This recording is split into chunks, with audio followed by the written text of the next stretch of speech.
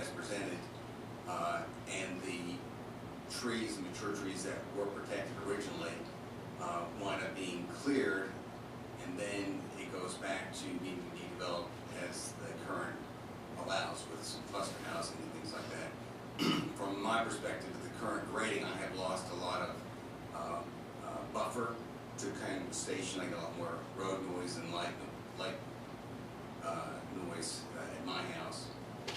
So I know that this isn't an easy thing to process, but and I'm not an expert on the laws about zoning, but I'm very concerned if protecting the integrity of the laws that would preserve green space, not having it, like losing the trees that are there, and then the Roberts, for whatever reason, not being able to follow through with their plans, and then mature trees are gone, and the space is still not developed nicely and completed, and it goes back to being cluster, some condos and some single-family residences, and we've lost the trees that are there, the mature trees. Long-winded. I'm a little concerned about, is it going to go to R1, or is it going to stay with the current owner? Thank you. Thank you.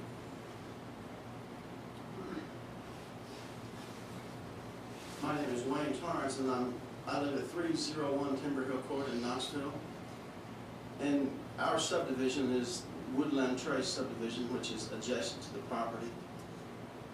And this is such a welcome site. I want to commend the Roberts on this, because we welcome this, because we look at this property every day as we go out of our subdivision. I've lived in the neighborhood for 32 years, and I'm currently the president of the Homeowners Association. And I think I can probably say I would represent all 52 homeowners that live in our subdivision that yes, thank you. And I'll say this, that this is probably a above average challenge for anyone to take this property and to make it into the picture that they showed us just a while ago. And I would say thank you from all of us. And if you decide that you would like to be part of the Woodland Trace Homeowners Association, I think we can make that arrangement. Thank you very much. Thank you.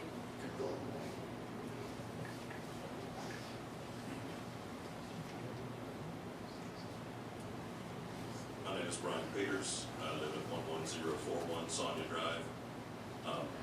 I've been there for 15 years, past president of the Homeowners Association as well.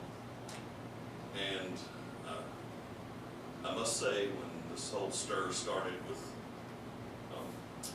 developing this piece of property, I was, to say the least, annoyed, and unfortunately found that my reservations came true.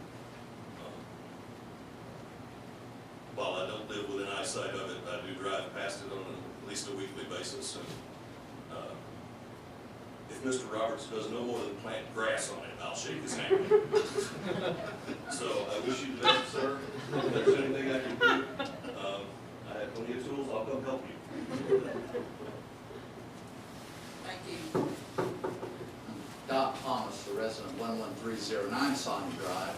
Lived there since 2005. I'm a delinquent member of the Homeowners Association. I can pay my dues tonight. And again, I welcome you to the neighborhood, and I'm excited about the plans.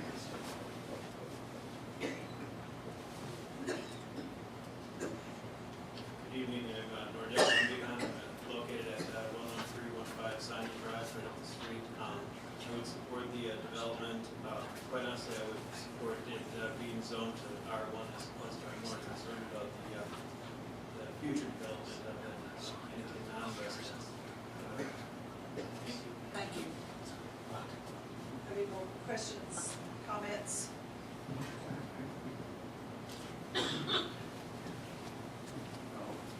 If it was zoned R1, what would be the, and it was further subdivided, how dense could the development occur? 26 units. 26? And only 10% open space, right? Correct. Any more questions and comments? Ruth, I need to get clarity, to make my motion properly. Do we need to have item 5 still in it if I make a motion to approve? Or does item 5 need to be taken out? That's what I just want to make sure I do it properly.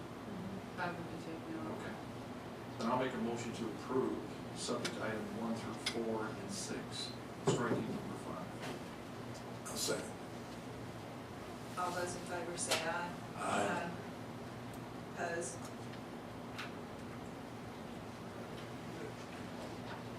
We'll move on to item number 4. Thank you very much.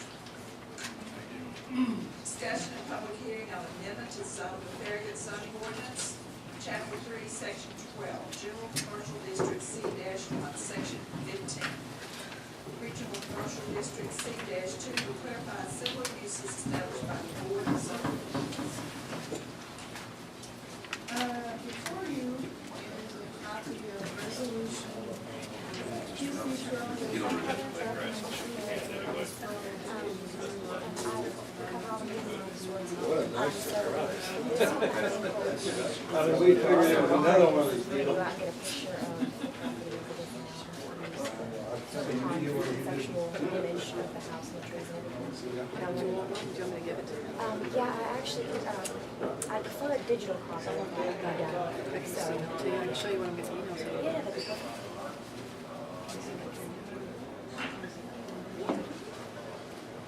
We talked about this at the last meeting, and we tabled it at the last meeting, and since we introduced a new calendar year, I changed the resolution number and the ordinance number, so it would, reflected that 2012. But anyway, one of the concerns that was expressed was the inclusion of the Thank you so much. inflatable playground structures as being allowed.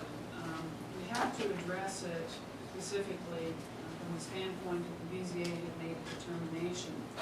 Tom Hale and I talked about the issue of Sargoonies, and we agreed that they had installed them last summer. They left the infrastructure in place for them to reinstall because there's certain mounting requirements for them. And so therefore, there's no intent for abandonment, which is very important when it comes to the grandfather issue. And so therefore, the inflatable playground structures of Sargoonies are sort of grandfather. So the ordinance before you, ordinance 1202, has the wording which states outdoor recreational facilities such as miniature golf courses, driving ranges, batting cages, tennis courts, swimming pools, skating, skateboard facilities, paintball facilities, and other similar non-motorized recreational facilities as determined by Board of Zoning Appeals. Seasonal inflatable playground structures will not be considered similar non-motorized recreational facilities. And then the following development criteria shall be met, and that is not being modified, so obviously it's not. Now, the rest of the wordings is the same as we discussed, as we presented last month. Staff recommends approval. Any questions or comments? Ruth, you did a nice job on that, thank you. Second. All those in favor? Aye. Opposed? Move on to item number 5, discussion and public hearing on amendment to the Farragut zoning ordinance, chapter 3, specific district regulations to clarify entrance pillars are considered subdivision walls established by the Board of Zoning Appeals.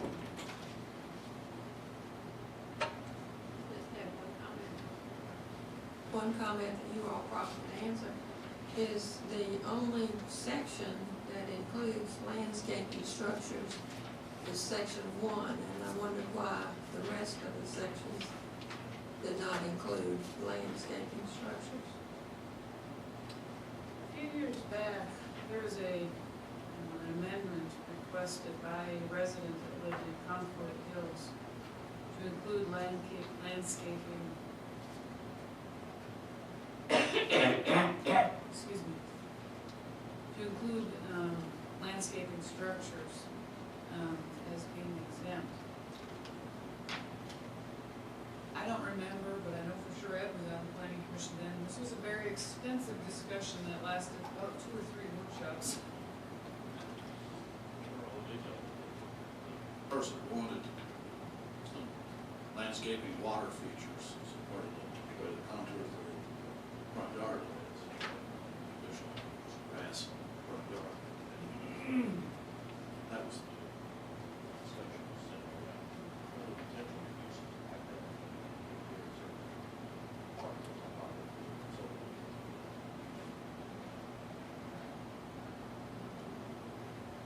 And given the different zoning districts, and we went through every one of the residential zoning districts to figure out where was it appropriate, given the different type of developments that included it. And so the landscaping structures were included in the specific districts that it was decided that it was appropriate. So it wasn't kind of like, oh, we're just gonna pick a couple and stick them in there. I'm going through right now, I'm marking. The open space mixed residential district has very specific setbacks. It's not really appropriate in that district when we wrote it.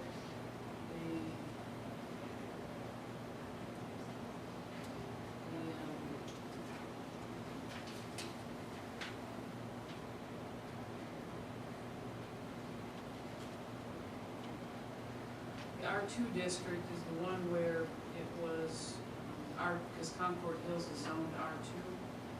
And if I remember correctly, and Ed, correct me if you can remember differently, but it was decided that the detached, larger, single-family zoning districts were the only one that was desirable to have that in, because of the way the lots are configured, and the common area, homeowner association responsibility. That's what I remember of the discussions. Now, somebody tells me differently, that I would say, okay, but that's what I remember of the discussions, and that's why it was just in those couple of zoning districts that was included. Thank you.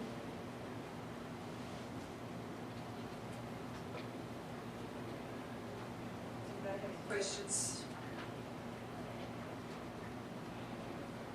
Of clarification of what is and what isn't an entrance and structures? Oh, yeah, I got pictures. Those are entrance structures. This is on Evans Road. There's other reasons, is that you hit one of these with a car and Daryl will be very unhappy. Keeps it out of the clear zone. Daryl likes their clear zones. Here's another one on Evans Road. This particular one also has a gate. So that is helpful if you're going in. There's another picture of that. But that's what this is referring to. The entrance pillars.